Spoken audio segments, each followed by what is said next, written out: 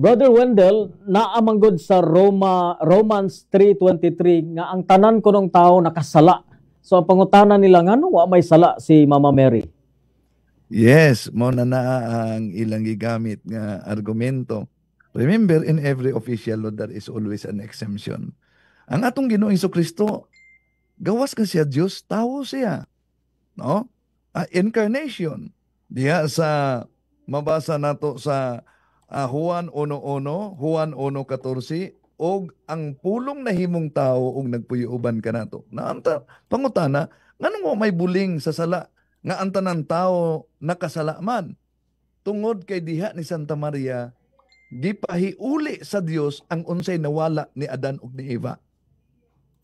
Aron iandam siya nga ang anak sa Dios magpakatao.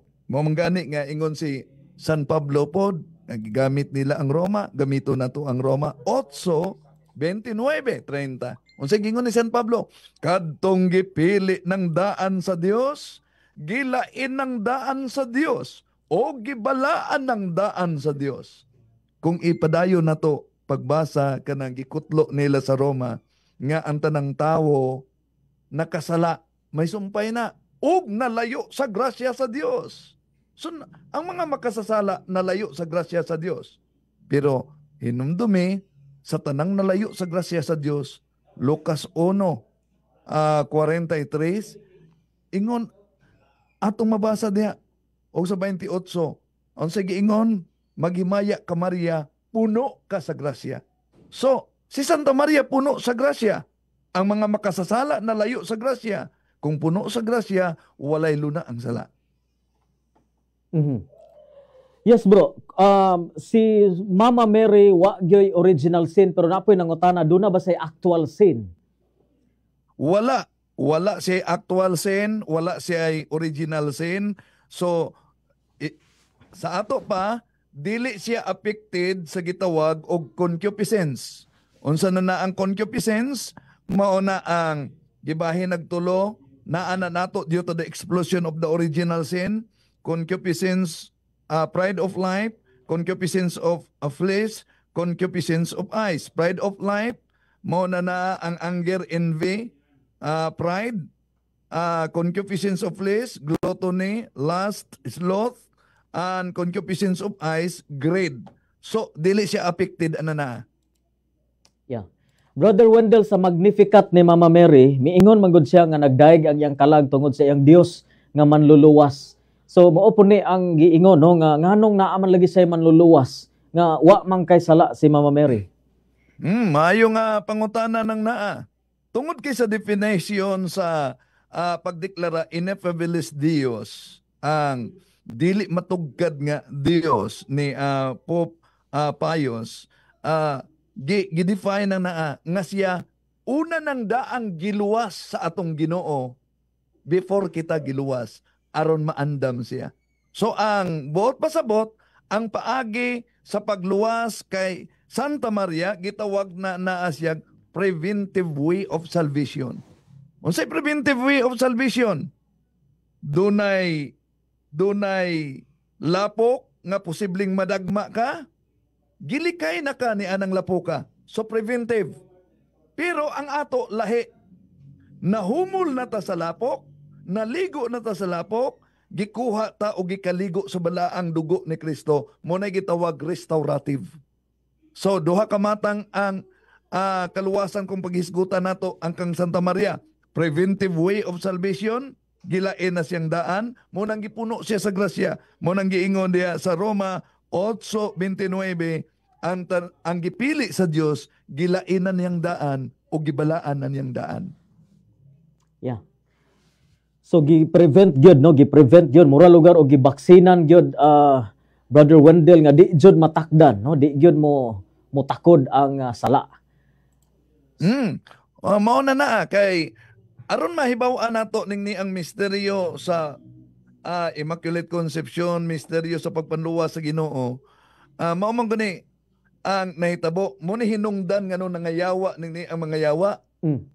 Kay sumala pa sa demonology, labi na sa libro ni Blessed Mary of Agreda, ang unang gihimo ang mga anghel.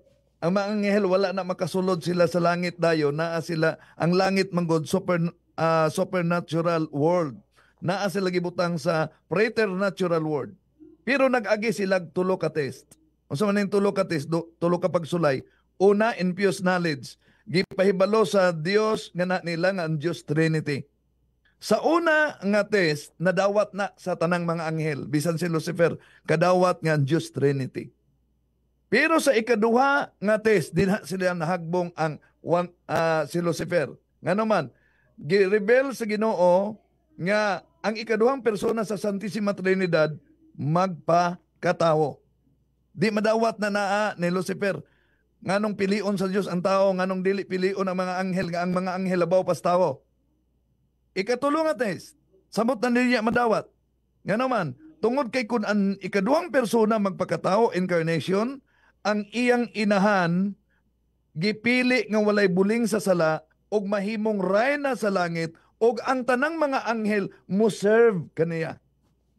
Mo nang miingon si Lucifer, I will not serve.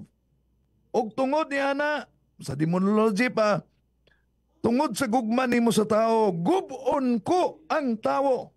O mo na hinungdan nga si Eva, wa man sila gahom nga muilag, mauban ng bayahanang mahimong reyna sa langit. Murag mauna ni, birahan ko na ni. O, muna unang pagbasa nato karon. Nahulog si Eva, nahulog po si Adan. Nga naman, mo nang di gyud pwede makikistorya giyawa. Nga naman, sila si Eva sa una, di ba ito, kuhan, nga naman, dito kabaliwala. Wala sila buling sa sala sa una. Wala sila kamatayon, wala sila sakit. Naa sila infused knowledge. Sa ato pa di nang kinahanglan magseminar mo eskwela. Lamang ang atong kahibalo ubos lang sa mga anghel. Pero maayo og taktika ang yawa. Sa unang pagbasa nato nga naman, maayong taktika. Iyang gigamit ang curiosity. Sa unsa nga paagi nga gigamit niya ang curiosity? Kabalo man si Eva gyud nga ang bitin dili mo istorya. Ang bitin di mo istorya. Unya pag istorya sa bitin nag-ingon ba ang Dios? So na curious si Eva. Example masabtan nato kabalo man ta nga ang ero di mo istorya, ereng mo istorya, di mo istorya. Pananglitan dunay ereng diha magsuroy-suroy sa imong lingkuranan, unya mo istorya, Bumbo Lawrence, good afternoon. Di ba ma-curious ka? So curiosity ang gigamit sa yawa. Unya, iyang giinjik ang gitawag empty promises. Nga naman, ingon ang yawa, kung mukaon mo ni ining bunga sa kahoy, di mo mamatay. Ang naa na sa tawo, nga dili mamatay, nalimot ang unang ginikanan, ana. O di man dito mamatay no kumukaon ta ani. So empty promise.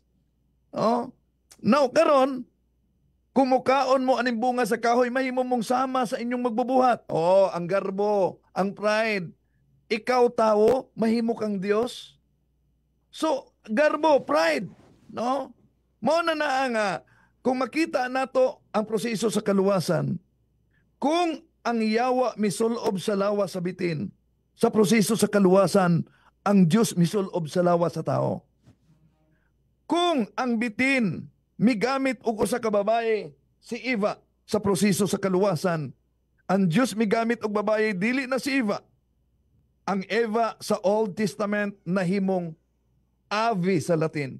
Ave Maria Gracia Plena Dominus Tecum. O pinaagi sa bunga sa kahoy, misulod ang sala. Pinaagi sa bunga sa tiyan ni Santa Maria, kita makabaton og kinabuhi. Maingon nga ang bitin misaka sa punuan sa kahoy, aron kita makabaton og kamatayon.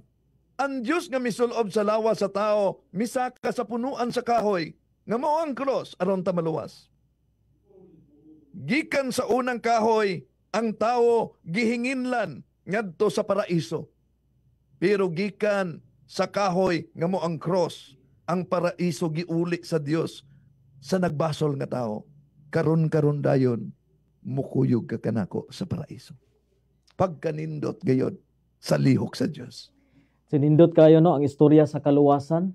Gihingin lang niya tong silang iba og si Adan apan do na tay paglaom no pinaagi sa bag-o nga Eva. So Brother Wendell mo ingon sila nga bag-o ra maday kuno ning dogma sa Immaculada Conception kay si Pope Pius IX nag-issue ani ni adto pang December 8, 1854. So unsa man ni bro, unsa may pagpasabot nimo ani? Well, ang pagdeklarar sa simbahan sa dogma wala na magpasabot nga nag-imbento og bag-ong tudlo ang simbahan. Kundili ego lamang gideklarar sa simbahan ang dili mausab nga kamatuoran nga opisyal nga tudlo og pagpanudlo sa giya sa Espiritu Santo.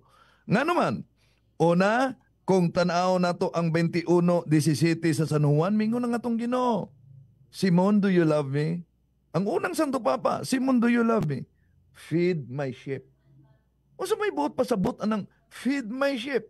Jeremiah chapter 3 verse 15, I will give you a pastor with all my heart, and they will feed you with knowledge and doctrine. So pinaagi di ay sa simbahan. Mao na nga sa unang Timoteo 3:15, ang simbahan haligi og patukuranan sa kamatuoran. Mao nang ang mga obispo sa unang konsilyo sa Jerusalem na hitabo sa 50 Anno Domini sa Jerusalem mismo, nga mabasa nato sa Buhat sa mga Apostoles Kapitulo 15. So ang simbahan adunay mo deklara, adunay otoridad pagdeklara.